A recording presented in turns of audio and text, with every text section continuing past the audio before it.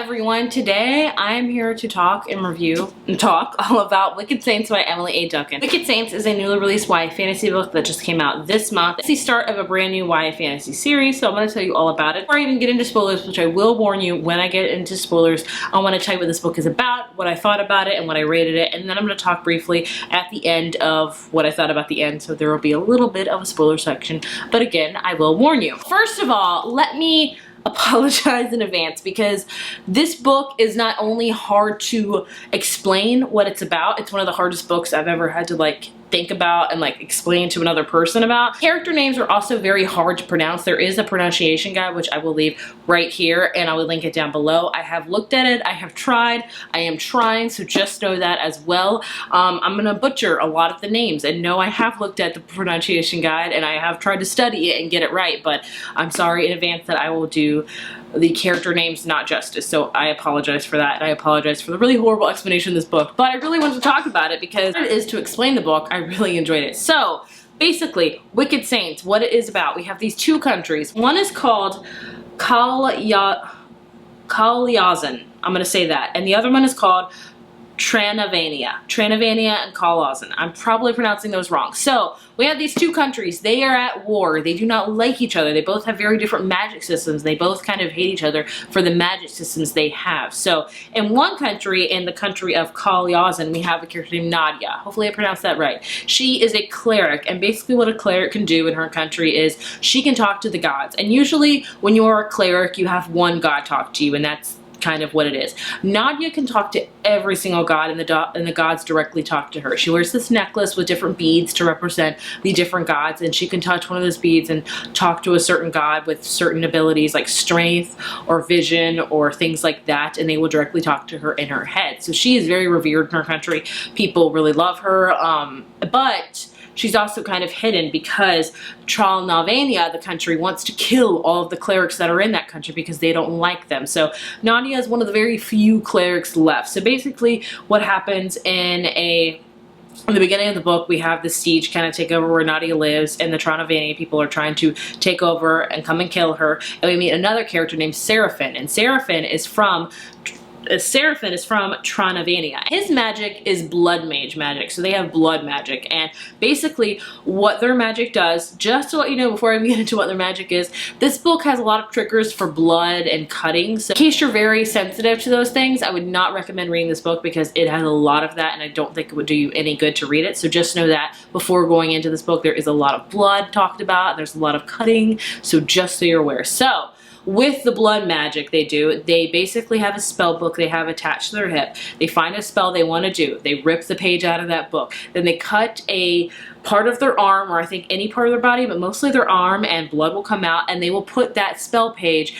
in their blood to activate the spell. So that is how they do it. They're called blood mages. And Nadia does not believe in their magic because she thinks it's heresy, because she thinks that talking to gods is the only right form of magic there can be. So basically these two countries have very opposite things. Seraphim is a prince of Tranavania, and he is on a mission to kill Nadia and things like that. We also have another character named Malakisia. Hopefully I pronounced that right. He is a blood mage that is kind of turned into a monster because that can happen. And basically Nadia, Malakazi, and two of the other people that are from Colonizania, they go on a trip to go to Tranavania to kill the king. And that is what this book is about. In a nutshell, this book is about two countries that hate each other for their magic, and they want to take each other down. They're at war. They've been at war for forever.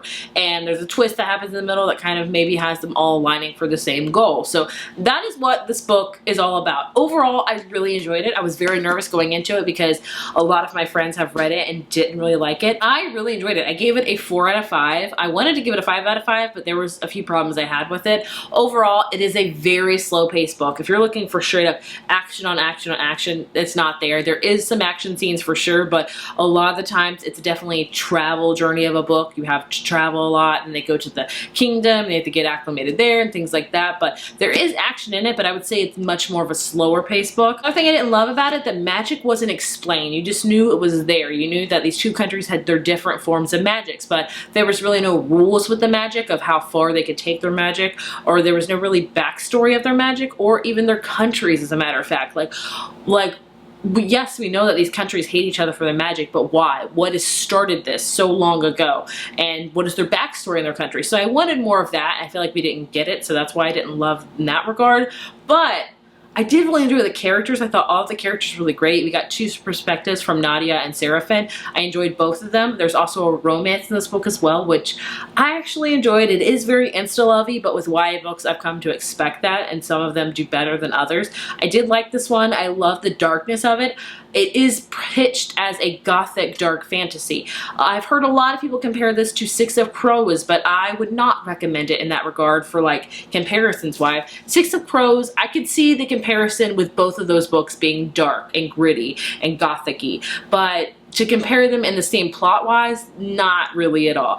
Six of Crows is all about this heist that these characters have to do and they team up together. This book is all about characters with gods and monsters and blood magic, so very different books, but if we're talking about it in the dark sense of it, yes, they're similar. So in case you want that dark, sinister Six of Crows vibes, this is that. But I would say this one's a little bit darker because it deals with blood magic. Speaking of magic, I did enjoy their magic systems. Yes, I said that I didn't love that we didn't get really any rules or backstory with it, but that doesn't mean I didn't enjoy it. I loved reading about the blood magic. I've never read a book where they've had to activate a spell by dipping it into blood. Like, there was so much blood in this book. Like, blood was coming from their nose, from their eyes, from their forehead. Like, I was like, oh my gosh. But I enjoyed it. Like, I thought that was very unique and different. I've never read a book like that. As well as Nadia talking to gods, like how the gods can directly talk to her and how she can get directly powers from those gods.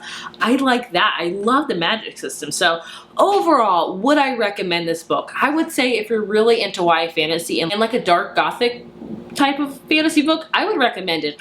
If you think this is a good beginner place for YA fantasy, no. It is complicated because of the countries, the magic, the pronunciation. And it's a little bit more steeped in darkness, so I wouldn't say this is a good beginner book for YA fantasy, but I enjoyed it. I will be continuing off the series. I don't know how many books it's planning to be, whether it be a duology, trilogy, series. I don't know. I'm horrible at that. I did enjoy it and I would recommend it. So I liked it, 4 out of 5. So overall, I just wanted to talk about this book in a single review because it was hard to explain and I feel like it just warranted its own single review for that reason. But I really liked it. This will be a great book to read in the fall months for sure because of just spookiness and darkness and blood and all of those many things. So I would recommend it. Now going on to spoilers. I do want to talk about the ending very quickly. So I will leave a little thing up here that's the spoiler section just so you know that I will be talking about spoilers and you can be forewarned. So if you haven't read this book, please do not watch any further because I don't want to spoil you. So at the end, do we finally kill the king? I think Seraphin kills the king. Does he? It's been like a week since I've read this, so I forget. Either way, the king is dead. And Seraphin has these magical powers now that he didn't have before his dad like locked him up. I don't understand that. I feel like the ending happened so insanely quickly that I can't get a grasp on it. So the king died, Seraphin has these new magical powers, and Malakishina, I'm so sorry I pronounced that wrong, he is now a full vulture, like that guy with darkness. Like I think he may have killed the king. Did he kill the king?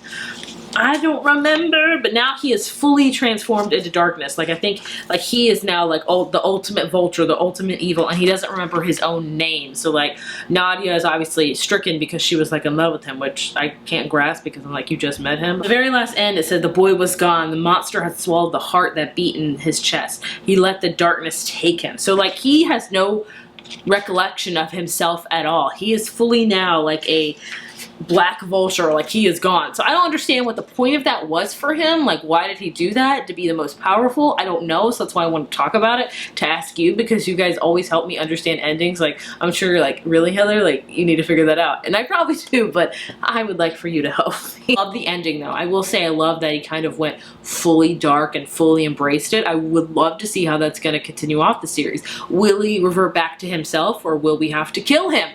I don't know. We'll have to find out in the next book.